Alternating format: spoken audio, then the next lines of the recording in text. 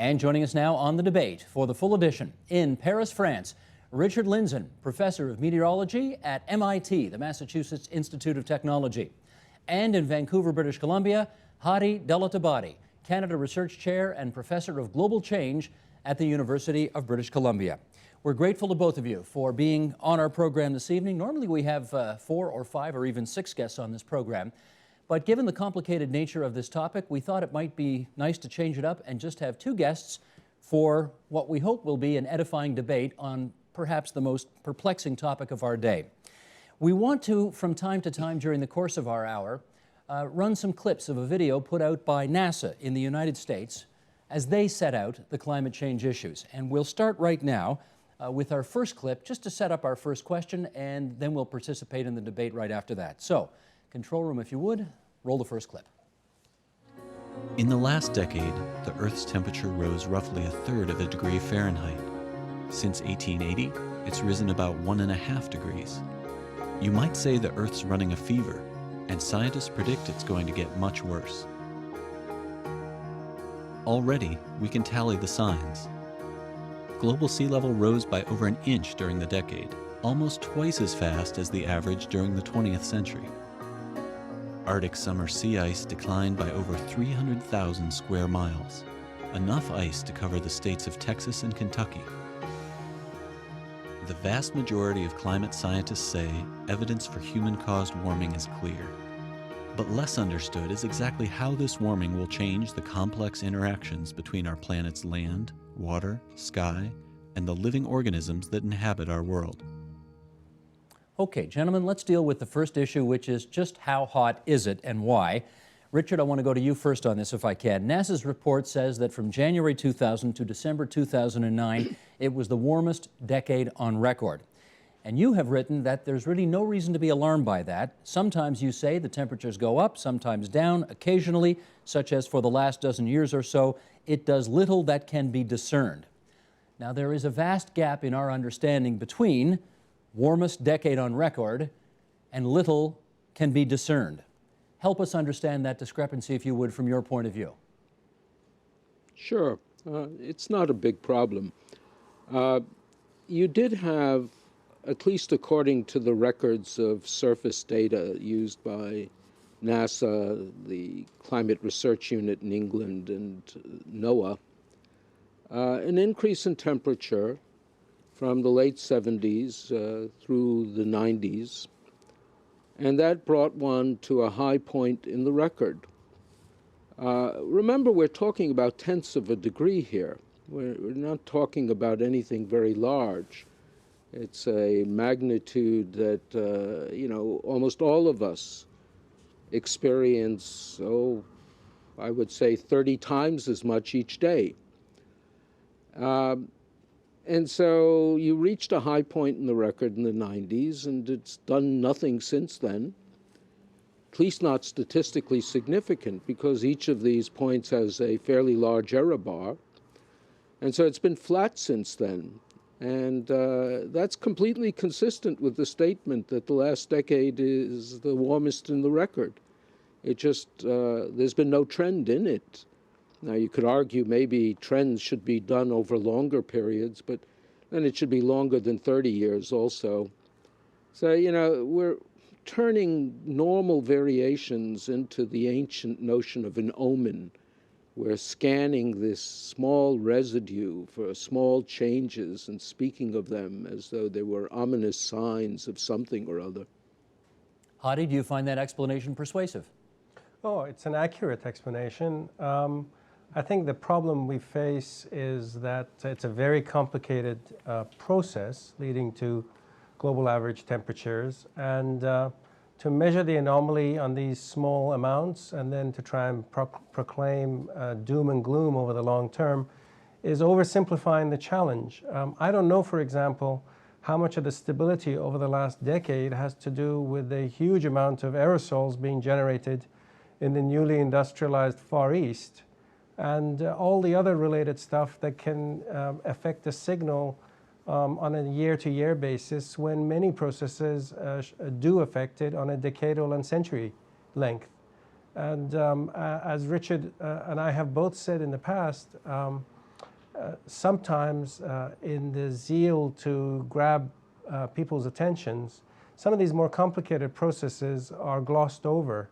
And that's certainly been part of the nature of the communication to the general public, about which I'm perhaps not as happy as I could be, because I do think there is public policy to be initiated, but not perhaps using the kind of evidence that the NASA clip you just used would rely on. But do you accept Richard's position that little can in fact be discerned from the fact that this is the hottest decade on record, and he certainly sounds much less perturbed about that than most of the climate change scientists who say we're going to hell in a handcart are saying? Well, I mean, the question is whether the hottest decade on record is a harbinger of hotter decades in the future. And what Richard is saying is that, if I don't misunderstand him, is that there is, our predictive ability depends on our ability to be able to discern the anthropogenic processes and the natural processes. And if the natural processes have the upper hand, then most of what we plan in the normal course of policy would not be very effective. Okay, in which case, let me follow up with Richard on that one. In 2009, Richard, you wrote that, quote, there has been no statistically significant net global warming for the last 14 years. So that's going back to the year 1995. Yep.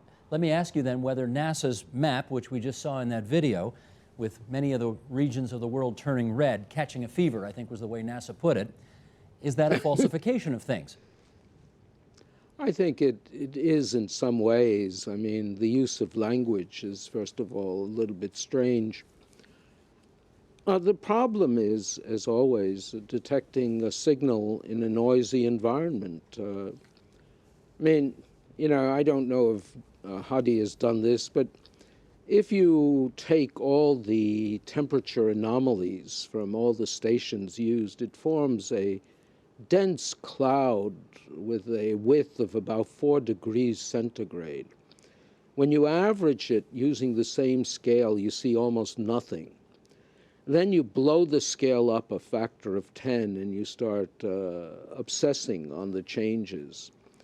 But, Hadi was mentioning aerosols, and we could come back to that because that's a huge unknown, and it's a standard fudge factor in the models. The truth is, the warming we've seen, if it were all due to greenhouse emissions, would suggest that we don't have a problem. The increase has been what you'd expect if you had no amplification.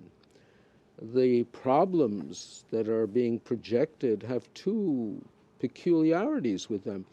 One, they require models that respond very strongly to increasing greenhouse gases, and more strongly than we've seen. So they use the aerosols in each model to cancel whatever they need to match the data. But on top of that, this global mean temperature anomaly is a residue of much larger things going on. And it's rather unique in science, and I think kind of fallacious, to think of a residue as driving the things it's a residue of. It's a product of those things. And so the whole discussion is a bit bizarre. Hadi, you want to come back on that? Let me kind of expand on the comments about the models and our predictive capacity. One of the biggest challenges we have in making climate modeling more successful is that we face a challenge of not knowing what the sensitivity of the climate system to radiative forcing is, increases in greenhouse gases, and also not knowing how fast they respond. So what we need to do is to understand that this residue that Richard just spoke about is a representative of, it could be the representative of a very sensitive model which reacts on a very long term, or an insensitive model which reacts almost instantaneously. And unfortunately, our ability to discern which one of those two worlds we're in is beyond current science. The challenge lies in knowing that if we are to become completely confident in the nature of the sensitivity of the model and the time scale on which the system is responding, we need to wait a long time. So at this point, we get to the stage of, should we be taking any precautionary measures with respect to that degree of ignorance, or should we be responding to these minutiae of the residual, which Richard rightfully says is ridiculous? So, Richard, how about that last question that Hadi put? Any precautionary measures? Do you think we ought to be taking them right now? Yeah. Well, I think, there is a policy problem, and I don't think Hadi disagrees with this. The only policy you can design would be one designed to reduce the radiative forcing significantly.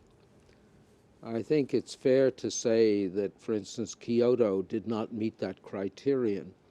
And if we look at what is needed to meet that criterion, one is beginning to talk of things like 60 to 80% reductions in emissions, and that's not going to happen. So in terms of precautions, I'm not sure we're in a position to even think about it very well. So the question then is, what does one really do? And here I disagree with Hadi a little on what the science can do. It turns out, and this is a little bit complicated to discuss, but the length of time it takes the system to respond is itself a function of sensitivity. Sure. But one of the beauties of models is, whether they're right or wrong, one can examine the models to see why they behave as they do. We know that in order to produce dangerous scenarios, they have to amplify greatly what CO2 would do alone. They do this via specific physical processes that can be identified in the models, mainly with clouds. And we are beginning to get good satellite data on these physical processes. We can build mechanistic models to explain those processes and test whether the models are doing well. At the moment, it's quite clear to me that the models are doing very poorly on that. And so, we're using them as a Ouija board. We're saying, if a model predicts something, then it may be possible. If it may be possible, we should worry. But in fact, we are in a position to use the science to see if all the things predicted by models are in fact possible. And that we should be devoting a great deal of effort to. Hadi, anything you want to quibble with there? No, not at all. And I mean, the key here, which is not often communicated to the public, is that the direct radiative forcing from greenhouse gases is limited. It's how the system responds that amplifies this or attenuates it. If the system amplifies it, then we're in for a very hot future. If it attenuates it, then the system works just like a thermostat in the house to try and maintain an equilibrium that it has maintained for some time. There are issues here, though. If, for example, your air conditioning unit doesn't have the capacity to cool your home enough, even the thermostat, were it to be functioning perfectly well, would still not be able to allow you to kind of escape a hot room. The challenge here, and Richard knows this very well, is that the ameliorating effects of the feedback systems themselves are not infinite. And one needs to worry about the capacity of the system to ameliorate these signals according to the amount of perturbation, the amount of greenhouse gases we put out. And the next question, which I'm sure that Richard wouldn't object to talking about, is that it's not just climate change in the sense of warming that we have to worry about. It's the consequences of all the feedback mechanisms that may in fact keep that in check, but change rainfall patterns and so on in terms of the weather people experience, and also what's happening in the oceans with respect to acidification. All of these things are, one of them, the first part, is a consequence of the feedback system that Richard was talking about. The other part is undoubtedly linked to greenhouse gas emissions and dramatically affecting the ecology of the oceans. So it's not just one reason why we're thinking about reducing greenhouse gas emissions. There are many of them, one of which relies on slightly wonky models that Richard, in my opinion, correctly characterizes as being Ouija boards. Okay, let me leave the modeling aside for a second. And I guess one of the key questions that we've got to get to the bottom of, or try to anyway, beyond is the world getting warmer or not, the world is getting warmer. The question is the warming due to human-made CO2 emissions? And we've got a graph that unfortunately you two cannot see, but our viewers will, and I'll take you through it here. Here are CO2 levels going back 400,000 years. Yes, this is from NASA. Let's bring these figures up here. They've been fluctuating between 180 to 300 parts of CO2 per million for about 399,000 years. Steady for about 1,000 years at 270 parts per million. But then as this graph indicates, it shoots right up.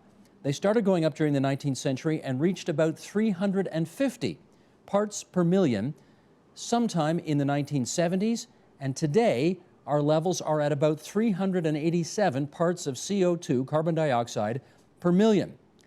And that looks like, according to this graph, the last 400,000 years, the highest levels ever.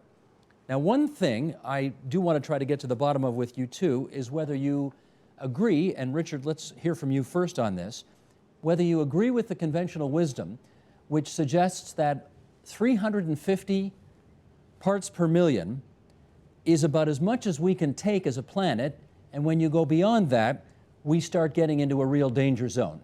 Do you agree with that notion? Not at all. I mean, that's a truly bizarre and arbitrary number. You know, when you're looking at the Earth's history, 400,000 years is nothing. Over the bulk of the Earth's history, CO2 has been much higher than it is at present. Most life evolved at much higher levels of CO2. That's why plants are largely starved for CO2. You know, we're talking about levels of CO2, and of course, as Hadi has pointed out, what we're concerned with the greenhouse is the so-called radiative forcing. If we went from 300 to 600 parts per million volume, that graph, which incidentally was shown me earlier, you know, it's nice if your graphs start at 0 rather than at some level, so it doesn't exaggerate what's going on. But be that as it may, that would represent a 2% or less than 2% fluctuation in the radiative budget. Now, to put that into perspective, the Earth has had periods going back, let's say, 2.5 billion years, when solar brightness was 20 to 30% less than it is today. And that addresses Hadi's point. I mean, how much can the Earth stand? Well, here you had gone the opposite direction, 10, 15 times more than you're talking about if you went to 600 parts per million. And as best we know, the oceans didn't freeze, and the climate was not terribly different from today's, although very different world, of course, no life. And the question is, how is that possible? And people have spent 30 years trying to account for it with greenhouse gases and failed. On the other hand, the Earth at that time had an ocean, had water vapor. These are the main substances, and clouds. We've recently shown that it would be very easy to account for this so-called early faint sun paradox, provided that clouds are a negative feedback. If they were a positive feedback, I think it would be impossible to account for this paradox. So I think we have ample evidence that the Earth has dealt with far bigger changes than we're talking about now, 10, 15 times bigger, and dealt with it very successfully with the mechanisms that we still have today. Just before I get a response from Hadi on that issue of 350 parts per million, you've used a couple of scientific terms so far that our viewers, I suspect, understand one of them. Okay. You talked about a fudge factor earlier. I think we get that. How about radiative forcing? Radiative forcing may need a bit of explanation. Go ahead. Okay. It isn't a trivial term. but it is the measure of what we mean when we speak about global warming in the active sense in English, that is to say, causing warming. Normally, let's say, if the Earth were in balance with space, then the net incoming sunlight would be balanced by outgoing heat radiation.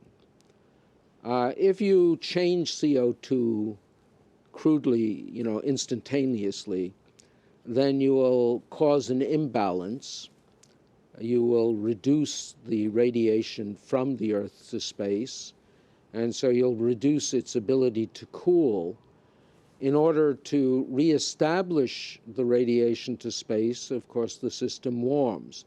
The initial imbalance is called radiative forcing. And for instance, the normal balance for the Earth is, something on the other end, on the order of a few hundred watts in and out. And this is giving you about a 2% perturbation in about 3.5 watts. Okay, thank you for that. I wonder if I could ask the control room once again, just to get us back on track here, to put up that graph that we had up a moment ago. Just a reminder, we're trying to find out now from Hadi whether he believes that 350 parts per million of CO2 in the air is, that's the sort of conventional wisdom at what is acceptable for planet Earth. And we've seen from this graph that over the last 25 years, we're now up to about 387 parts per million, which for those who say global warming is upon us and it's because of us, they say that's a dangerous level. What do you say on that, Hadi? I would more or less echo what Richard was saying. Historically, CO2 levels have been much, much higher. And the beginning of life on Earth was at a time just like that. So I would like to differentiate between arbitrary thresholds like 350 parts per million of CO2 and kind of gross exaggerations of life on Earth and its consequence for life on Earth. I don't, so let's get straight down to the brass tacks here. I do not believe that 400 parts per million will be the end of life on Earth as we know it. As Richard said, we experience all sorts of climates, and there's all sorts of ecosystems and all sorts of human communities in all sorts of climatic conditions. And none of the things that I've seen in any of the predictions, whether they paint the maps red or they paint them green, mean that it's the end of the Earth as we know it. What I do want to come back to, though, is that the feedback systems that well, hang on, Hadi, before you come back to feedback, I want to nail down this parts per million thing here. Yeah, go ahead. So you're saying, okay, if we go to 400 parts per million, it's not the end of life on Earth. And Richard did point out earlier that, many, many, many hundreds of thousands, if not millions of years ago, we were up over the 600s. The question is, if we got back to that, could we adapt as a planet, as a species? Could we adapt to life perpetually at, say, 600 parts per million of CO2 in the atmosphere? So I think the part of the ecosystem that would have trouble are the oceans, and they would have ecosystems within the oceans which are not familiar to the ones we have today, but there will be life there. So how do you define adaptation? I guess life as we know it today, could we continue it at 600 parts per million? Social organization in 600 parts per million? Is that one question? Sure. Yes, we would have no trouble. Farming, we have no trouble. Even if you walk under the canopy in a forest, you get to 600 parts per million. Right now.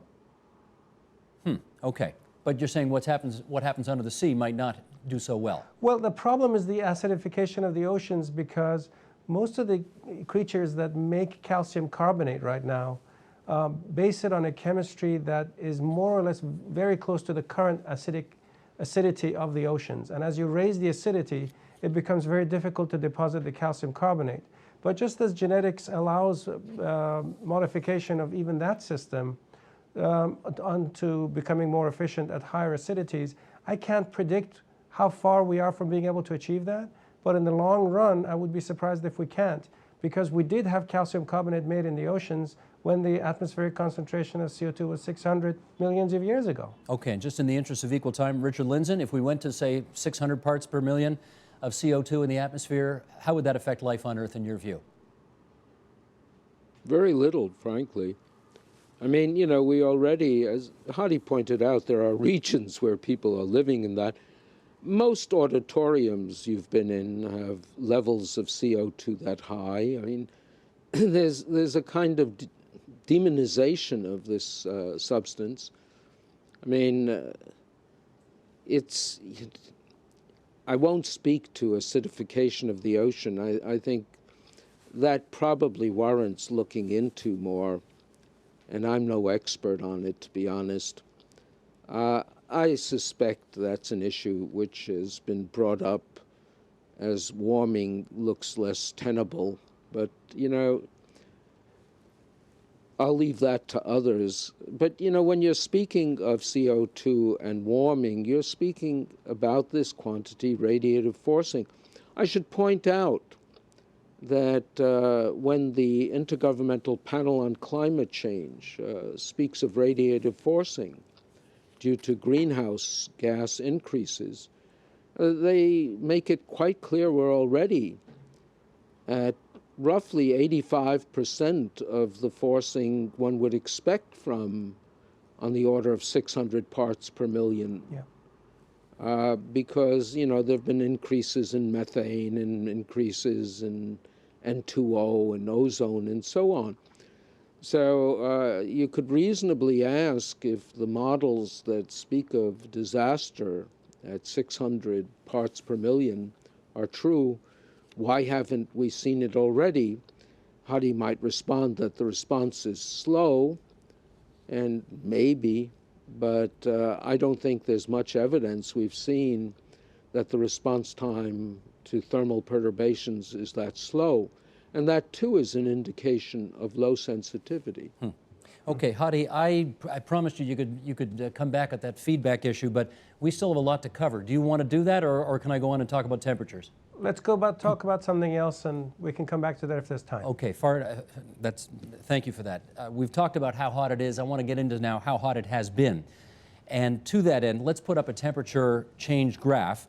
We've got a graph that has shown the temperatures over the last 2,000 years here, and there are 11 different lines on this graph representing 11 separate studies. And I want to ask you, Hadi, what do the past records tell us about temperature change that help us deal with what we're dealing with today? That we don't have a very good record? Is that the conclusion? Actually, there are some things there that is not in your graph that I would like to draw attention to. Go ahead. Much of that graph before 1800s doesn't use thermometers. It uses evidence in nature that we associate with particular temperatures, right? So the ratio of oxygen isotopes is often used, and so on. And then we look at the ratio of these oxygen isotopes either in ice cores, or we look at them in deposits in calcium, or we look at tree rings. All of those kinds of things allow us to kind of try and construct substitutes for a temperature record going back into the history long before the 1850s. It's a brave effort, but it has lots of errors on it, and it's also very localized. So just for an example, if you look at the reconstructed temperatures of the North Atlantic region 10,000 years ago and before that, you find a highly fluctuating climate, highly fluctuating, almost as much as 10 degrees on a decadal basis. If that is an indication of climates of the past in a given location, one of the things you could be sure of is we could never have had agriculture. Because if temperature changes that much, we would never have developed agriculture. We would have never developed the civilization that depends on agriculture. So the readings must be wrong.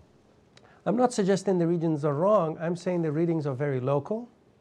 And if the readings are right, one of the questions that I would like to have answered, and there are no answers to it, is why have we had such an equanimous, such a wonderful kind of Goldilocks period of stable climates for 10,000 years globally?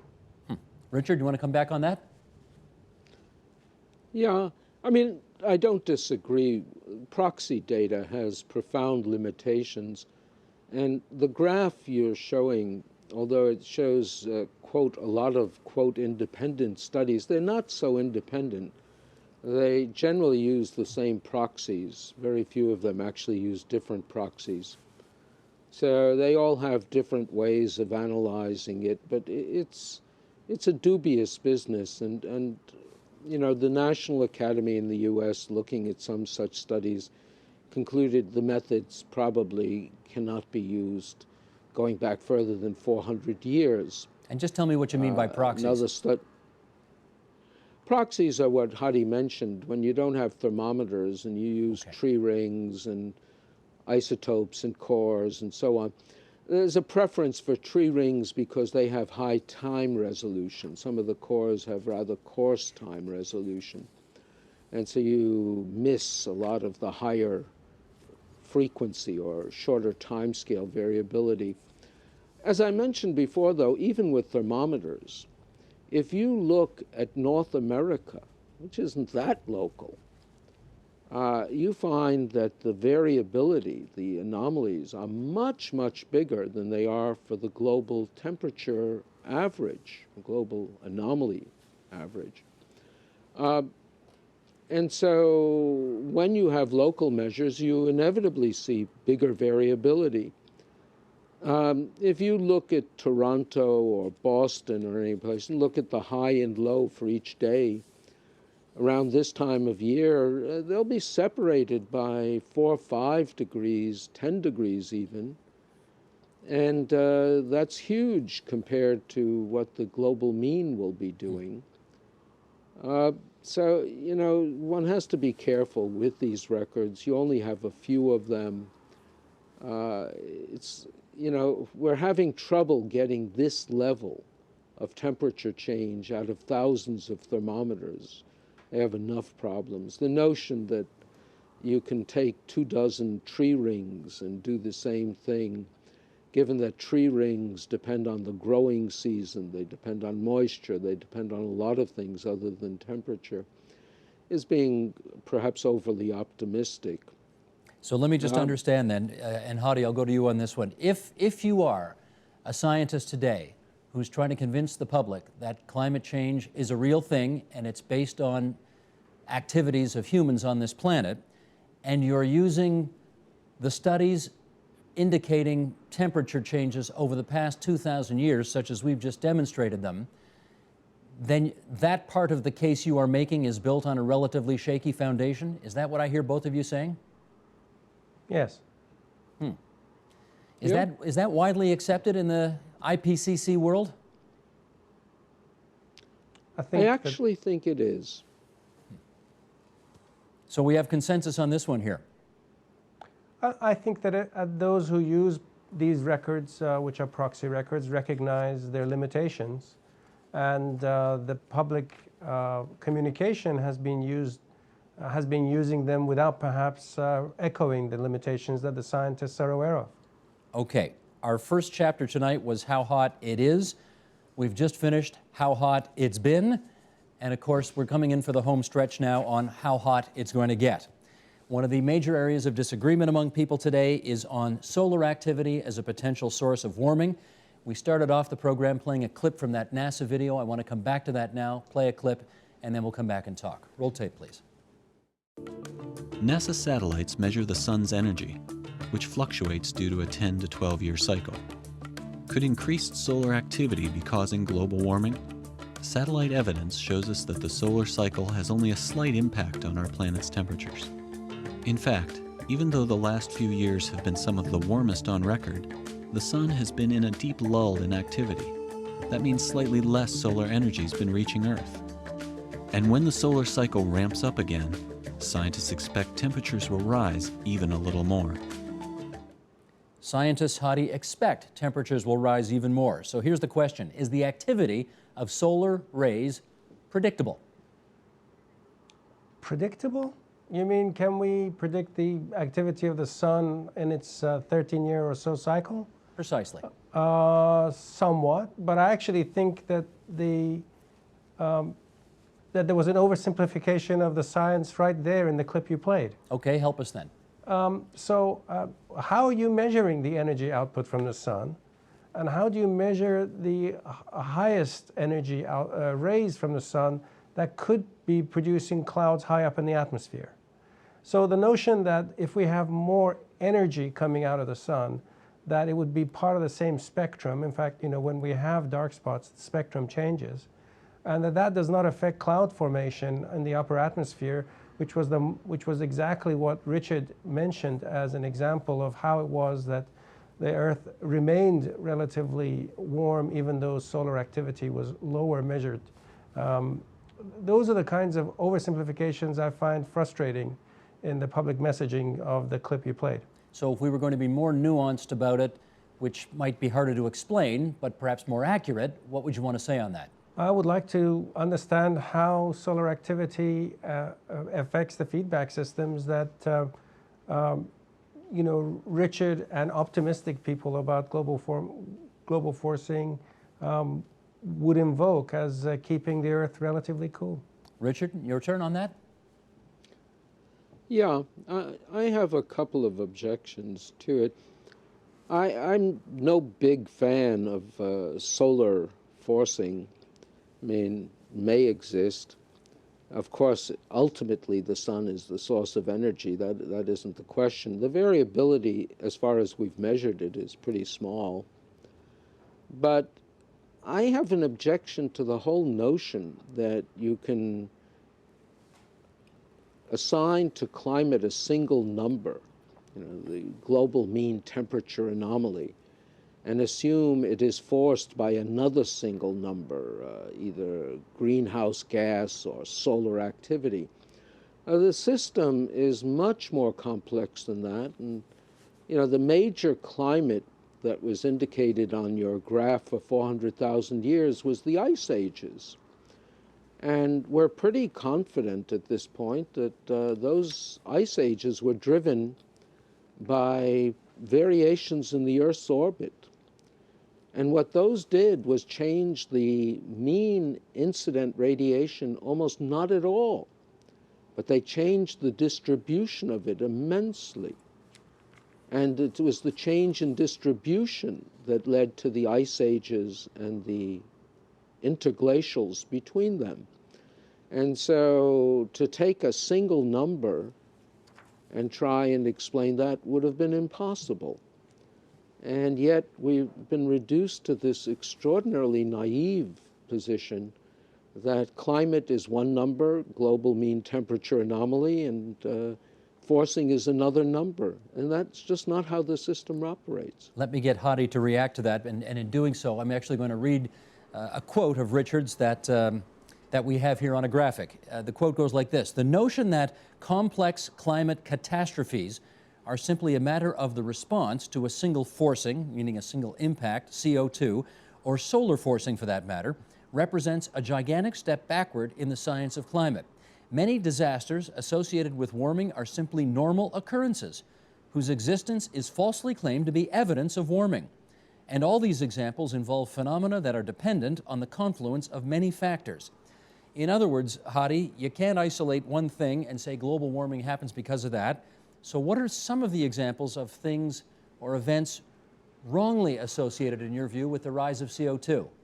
Well, first of all, let me say that I completely agree with Richard's statement in that sense. And one of the frustrations I've had is the attribution of almost any extreme event that occurs to climate change. And a great example of it would be from around British Columbia, where I live, where people would say, the last big forest fire is because of climate change. Well, there are two reasons why that kind of a statement is clearly false. One is that we've completely changed the way we manage forests and how much forest material is available for fires. And the other reason is that we've got long histories of fires due to natural events here anyway. And the third reason, I think I'm now beyond the number of two that I've given you, is that we have a lot of human beings living very close to forests, and they throw matches and cigarette ends and so on all over the place, so more fires can be caused. I find it just oversimplification to say that a drought here is because of climate change, or a fire there is because of climate change, or that Mount Seymour having trouble hosting the Olympics is because of climate change. We know that whenever there is an El Nino event, they have trouble with snow. We couldn't have predicted it, that we were going to have an El Nino event at the time at which Vancouver won the bid, but the fact that it occurred is not related to climate change. But conversely, Richard, there are, I guess, scientists on the other side who see the facts that you all see, but come to a different conclusion from you, and say the rest of the world is adamant to suggest that these things don't mean climate change is happening, but they see disappearing snow peaks, melting polar caps, an increasing acidification in the ocean, and they say that is evidence that the CO2 levels are rising and that we're responsible for it. How do you want to react to that?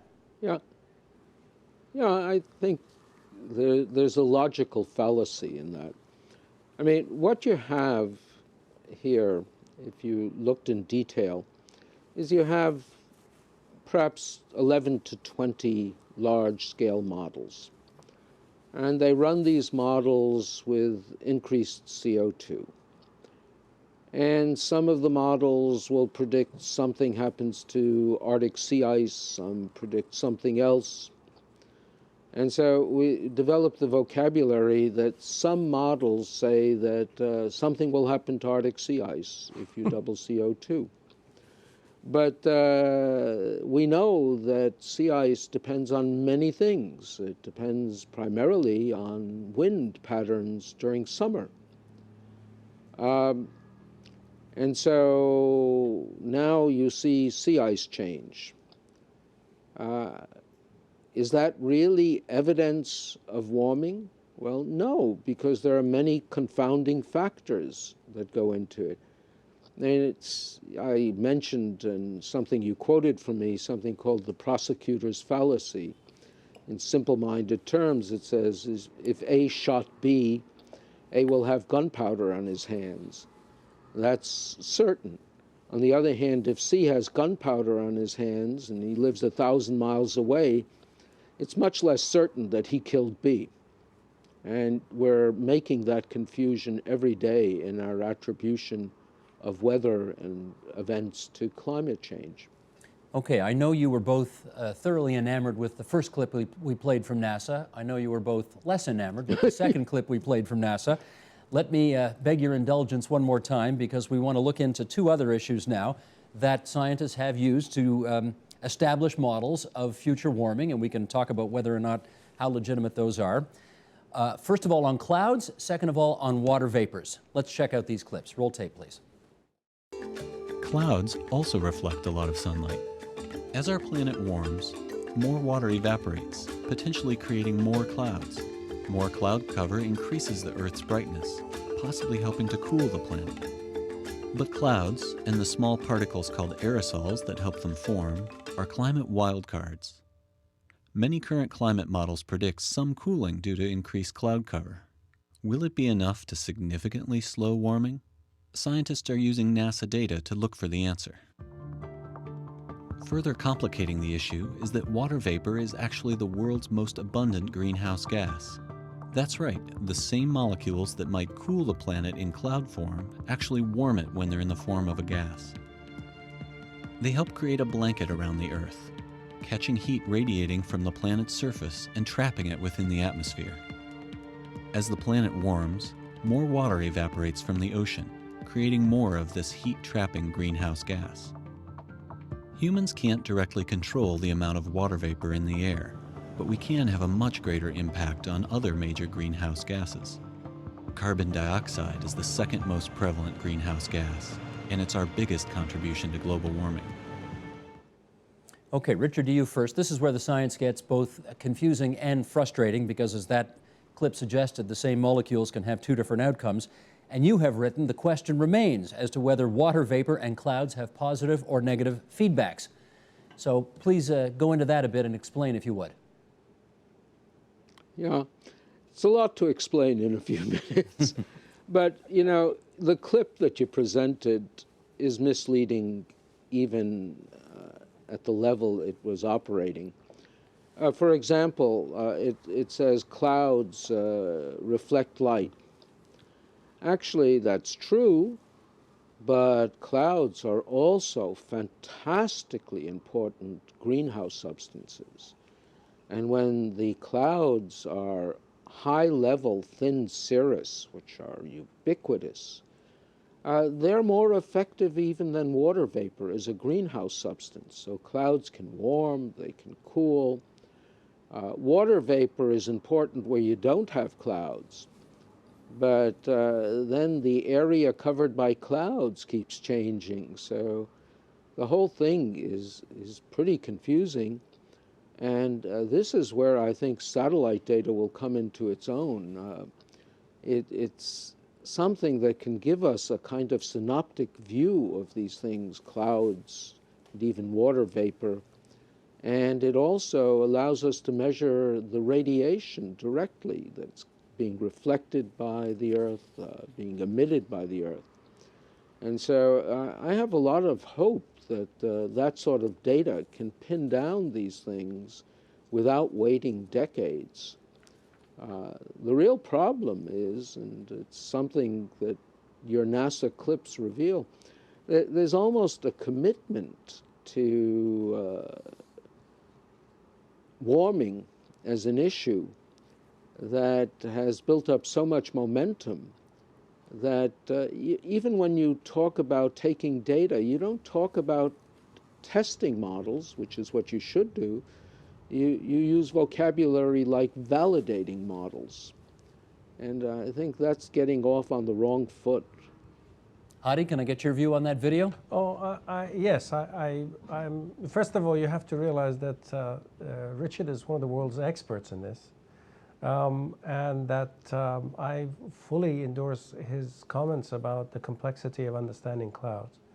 And I would add further that the amount of that aerosols can dramatically change the properties of clouds, and we are creating enormous mountains of aerosols through industrial activity, for example, in China right now, which is dramatically affecting all of these processes. And our ability to understand them is rather limited. And our commitment to speaking with alarm about the process is significant enough to influence instructions to authors of the IPCC. In which case, and here's, I guess, the $64,000 question, are we in a position to predict the future of global warming? Hadi, go ahead. I don't like the notion of doing this as a single number, single process, single driver challenge, and I've been challenging that as part of the group who contributed to the IPCC in the 90s and the earlier this century. There are multiple factors. I think we need to be careful about what's going on and act according to the knowledge we have, and hopefully learn more about where intervention can be more effective. In which case, with just a few minutes left to go in our discussion here, let me ask you this. Richard, to you first. Is there a piece of evidence that would make you doubt the position you currently take on climate change? Good question. Oh, yeah, sure there is. I mean, you know, there are measurements we're analyzing now. I mentioned some others, but these are particularly important. The feedback mechanisms that we've been talking about, which amplify or perhaps restrain the effect of CO2, operate on very short timescales, days even. They involve cloud physics. This is not long-term physics. We have lots of fluctuations in global mean temperature that are occurring on timescales of weeks, months, years, but even shorter periods are what we're interested in. And if we look at space, we know how much cooling the Earth should produce if you don't have feedbacks. And if we see that there is more cooling than we expect, then we know there are negative feedbacks. And if there is much less, we know there are positive feedbacks. And if I were to see from that measurement that every time the temperature rises or falls, the radiation observed from space changes in a manner consistent with a positive feedback, I would certainly reconsider my position. So far, we've found the opposite. Well, this is important because so far the discussion, widely held, seems to be among climate change believers and climate change skeptics, which means positions are entrenched and not necessarily changeable based on emerging information. But you have just told us that if different information were to emerge, you would follow it. So that's interesting to know. Hadi, how about you? About a minute and a half to go here. What could change your position? No, I mean, my position is very similar to Richard's. And the only thing we really haven't discussed yet is whether the feedback mechanisms that are at play, if they happen to be ameliorating global average temperature anomalies, happen to have impacts of their own that we ought to worry about. For example, if the clouds are affecting photosynthesis rates or agriculture or precipitation patterns, these in themselves may lead to the global average temperature having very little movement in it, but dramatically different climates for the locations in which the feedback systems are operating. That in itself is an impact, and we need to make decisions based on the desirability or lack thereof of those feedback mechanisms, even when they're effective in leaving us with a pleasant and relatively stable global average temperature. Hadi, in our last 20 seconds here, you two sound so reasonable and rational in having this debate tonight. What percentage of scientists around the world share your rational approach to this, and what percentage are ideologues? You're asking me? Yeah. I think too many of them are entrenched in the message. Well, I didn't hear any of that tonight, which was a nice, pleasant change. I want to thank both of you for joining us on TVO tonight. Richard Lindzen, Professor of Atmospheric Science at MIT in Massachusetts, of course, in Paris tonight. Hadi Dowlatabadi, Canada Research Chair, Professor of Applied Math and Global Change at UBC in Vancouver. Congratulations, Hadi, incidentally, on fantastic Olympic Games, which I don't know if you had anything to do with, but we're all still talking about it in the rest of the country. Thanks so much to both of you. Thank you.